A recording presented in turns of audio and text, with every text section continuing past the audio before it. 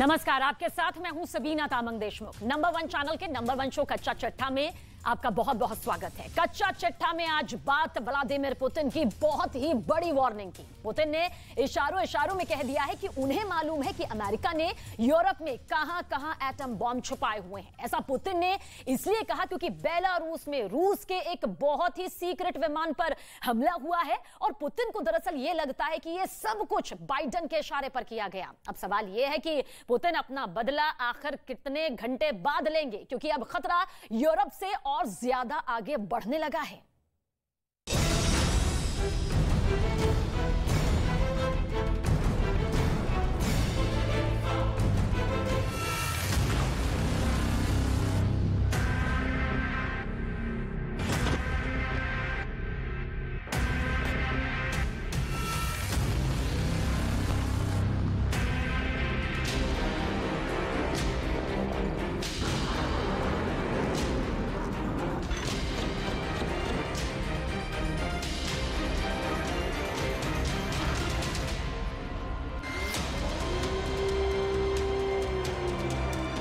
Ukraine पर रूस के हमले के 1 साल बाद वो हो गया जो अब तक नहीं हुआ था।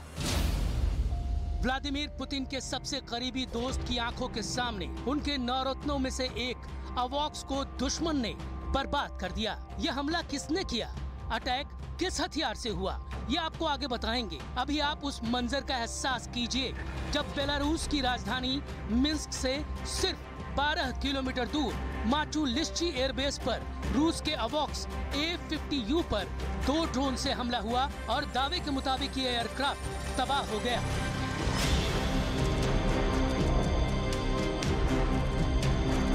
ड्रोन हमले में A-50U के किन हिस्सों को टारगेट किया गया और ये अवॉक्स के लिए कितने अहम है, ये जानने से पहले इसका अंजाम समझ लीजिए। व्लादिमीर पुतिन इस हमले का बदला लिए बिना नहीं रह सकते हैं। ऐसे में मुमकिन है कि अब उनके डायरेक्ट रडार पर नाटो के 30 देश आ जाएं। आशंका इस बात की भी है कि अब बेलारूस से सीधे यूक्रेन पर अटैक कर दें।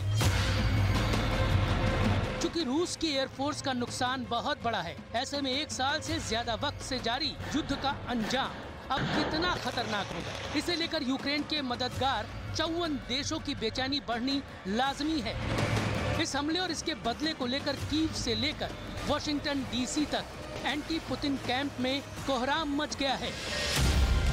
इस हमले को लेकर 2 तरह के दावे किए जा रहे हैं। एक ये कि हमले को बेलारूस के राष्ट्रपति अलेक्जेंडर लुकाशेंको के विरोधियों ने अंजाम दिया, तो दूसरा ये कि इस हमले के पीछे नाटो की शह पर यूक्रेन का हाथ है। सच क्या है, इसे लेकर न मॉस्को ने कुछ कहा और न ही कीव ने कुछ बोला है। लेकिन इस हमले में रूस के A-50U के फ्रंट और सेंट्रल पार्ट्स को नुकसान पहुंचा। हमले में अवॉक्स के एवियोनिक्स और रडार एंटीना को नुकसान हुआ। लुकाशेंको विरोधी टेलीग्राम चैनल बाइपोल के मुताबिक अब ये प्लेन पूरी तरह से बेकार हो चुका है। बाइपोल टेलीग्राम चैनल ने दावा किया कि रूस के A-50U को ड्रोन से निशाना बनाया गया। हमले को अंजाम देने वाले बेलारूस के ही लोग थे, जिन्होंने विक्ट्री प्लान के मुताबिक बेलारूस के मददगार रूस को नुकसान पहुंचाया है। बाइपोल के प्रमुख अलेक्जेंडर अजारोव के मुताबिक इस ऑपरेशन की तैयारी कई महीनों से चल रही थी, लेकिन उन्होंने ये भी उम्मीद जताई कि मिन्स्क की मौजूदा सरकार इसे यूक्रेन की जंग में बेलारूस की आर्मी को सीधे उतारने के बहाने के तौर पर इस्तेमाल नहीं करेगी। एक दावा ये भी है कि इस प्लेन को यूक्रेन के Tu-141 स्ट्राइक और RZ-60 ड्रोन से निशाना बनाया गया। ऐसे में इस हमले में यूक्रेन के सीधे तौर पर शामिल होने की आशंका भी जताई जा रही है। रूस का A-50U एयरक्राफ्ट इस साल जनवरी में बेलारूस पहुंचा था। ये प्लेन रूस के IL-76 कार्गो ट्रांसपोर्ट का ही बदला हुआ रूप है, जिसे ड्रोन से निशाना बनाया गया। हालांकि दावा ये भी किया जा रहा है कि हमले से इस प्लेन को सिर्फ नुकसान पहुंचा है, ये पूरी तरह से नष्ट नहीं हुआ है। एयर सर्विलांस यानी आसमानी निगहबानी के लिहाज से ये प्लेन रूस के कवच की तरह है। यूक्रेन की जंग में A-50U दुश्मन के हथियारों की पल पल टोह लेता रहता है। ये न सिर्फ आसमान में उड़ते दुश्मन के एयरक्राफ्ट को ट्रैक करता है, बल्कि ड्रोन की उड़ान का अलर्ट भी वक्त से पहले पहुंचा देता है। ये जमीन पर टैंक और रॉकेट लॉन्चर सिस्टम की हरकत को पकड़ लेता है तो समंदर में तैरते वॉरशिप के एक्शन को भी भांप लेता है। यानी रूस का ये अवॉक्स 360 डिग्री एक्शन में होता है। रूस का ये अवॉक्स पुराना भले हो गया है, इसकी तादाद भले बहुत कम है, लेकिन ये व्लादिमीर पुतिन के सबसे बेशकीमती हथियारों में शुमार है। दावे के मुताबिक रूस के पास A-50U अवॉक्स सिर्फ 9 बचे हैं। इनमें से एक A-50 3 जनवरी 2023 को बेलारूस पहुंचा था। करीब 54 दिनों में इस प्लेन ने 12 बार उड़ान भरी थी। इसके पहले A-50U उस वक्त बेलारूस पहुंचा था जब रूस ने यूक्रेन पर पहला अटैक किया था। रूस के इस एक अवॉक्स की कीमत करीब 2,731 करोड़ रुपए बताई जाती है। ऐसे में एक झटके में रूस का करीब 3,000 करोड़ रुपया और एक बेहद अहम अवॉक्स का नुकसान हो गया। रूस को ये नुकसान ऐसे समय में हुआ है जब जो बाइडेन ने यूक्रेन को भले ही F-16 देने से इनकार कर दिया है, लेकिन नाटो के कई देश यूक्रेन के पायलटों को F-16 की ट्रेनिंग देना शुरू कर चुके हैं।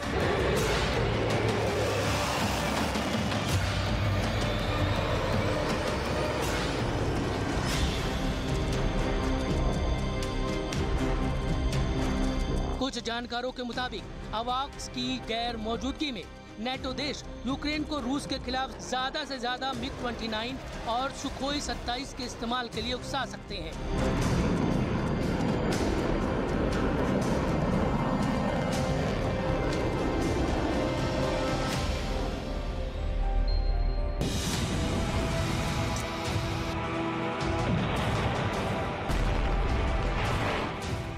यही वजह है कि व्लादिमीर पुतिन का गुस्सा 7वें आसमान पर है और अब वो नाटो से आर पार के मूड में है।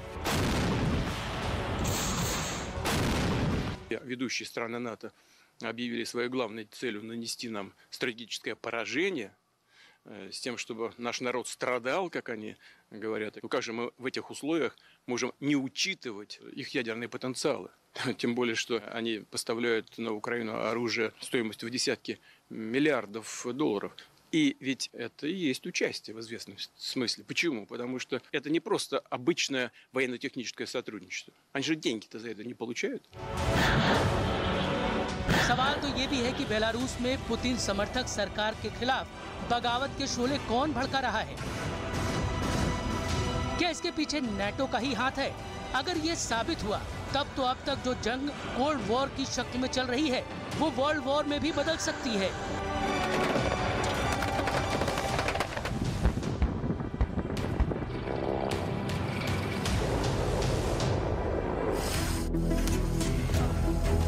क्योंकि व्लादिमीर पुतिन यूक्रेन को नाटो समेत 54 देशों की हथियार सप्लाई से पहले से ही बेहद खफा है। ऐसे में अगर A-50U पर हमले की साजिश का पर्दाफाश हुआ और इसमें नाटो का हाथ साबित हुआ तब तो नतीजे बहुत खौफनाक हो सकते हैं।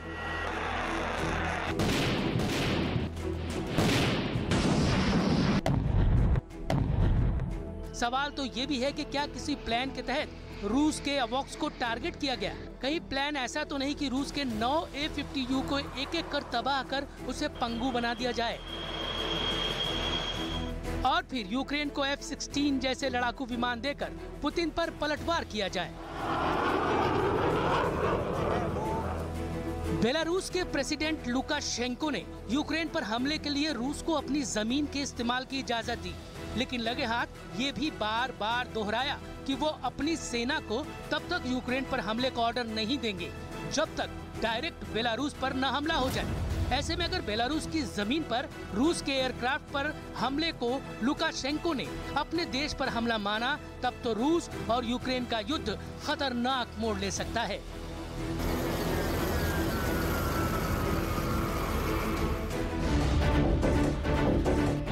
जाहिर है रूस के अवॉक्स पर हमला पुतिन के बर्दाश्त से बाहर की चीज है। ऐसे में शायद खतरे को भांपते हुए नाटो के देश भी अलर्ट है। लिहाजा इन दिनों स्लोवाकिया में मिलिट्री ड्रिल चल रही है।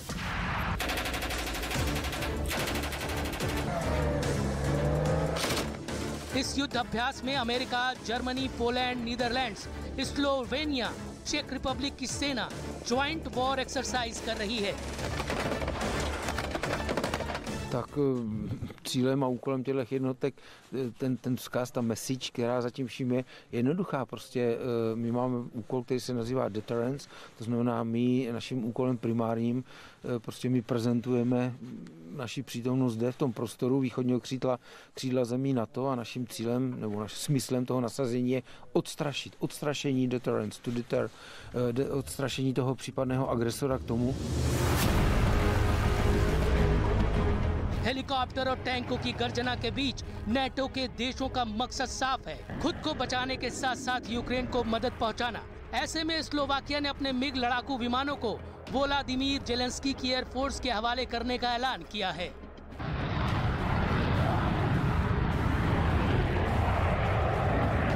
Tie migy poskytneme Ukrajine, my už ich nikdy používať nebudeme, pre nás už nemajú reálnu hodnotu, my ich poskytneme Ukrajine, tam im vedia zachraňovať ľudské životy. Zároveň my dostaneme nejaké zdroje z Európskeho mierového mechanizmu, ktorý vieme využiť na nákup nových zariadení a tým posilníme aj svoju obranu. Čiže je to naozaj win-win pre všetkých zúčastnených a z tohto hľadiska si naozaj neviem predstaviť kohokoľvek racionálne uvažujúceho, že by nechcel pomôcť Ukrajine ochraňovať ľudské životy a zároveň zvýšiť našu obranu. America और रूस के देश एक तरफ Ukraine की मदद कर रहे हैं, तो दूसरी तरफ इन देशों में युद्ध के खिलाफ विरोध प्रदर्शन भी खूब हो रहे हैं। ये तस्वीरें इटली की राजधानी रोम की है, जहां धुएं के गुबार के बीच यूक्रेन के झंडे में लिपटी एक लड़की सड़क पर बेसुध पड़ी है। उसके करीब एक महिला है जो लड़की को बचाने की कोशिश करती दिख रही है। तभी पुतिन जैसे मास्क में एक आदमी यहां पहुंचकर यूक्रेन समर्थकों पर कहर बरपाता दिखता है। यहां कुछ लड़कियों के हाथ में एक बैनर भी है जिस पे लिखा है stop Putin, stop war. L'Ucraina non è loro e mai sarà, perché gli ucraini, anche se doveste congelarli lì vivi, appena potranno fare qualcosa si ribelleranno. Adesso anche i bambini sanno che chi bombarda non è America, ma sono i russi che bombardano. Europe के कई देशों में Ukraine से पलायन कर पहुंचे लोग रूस के खिलाफ इसी तरह से प्रदर्शन कर रहे हैं। लेकिन सवाल तो ये कि क्या सचमुच नेटो के देश युद्ध खत्म करना चाहते हैं या फिर वो हथियारों की सप्लाई कर युद्ध की आग में पेट्रोल उड़ेल रहे हैं। क्योंकि अगर रूस के वॉक्स पर अटैक जैसी घटना फिर हुई तो इस जंग का अंजाम कितना डरावना होगा, अंदाजा तक लगाना मुश्किल है।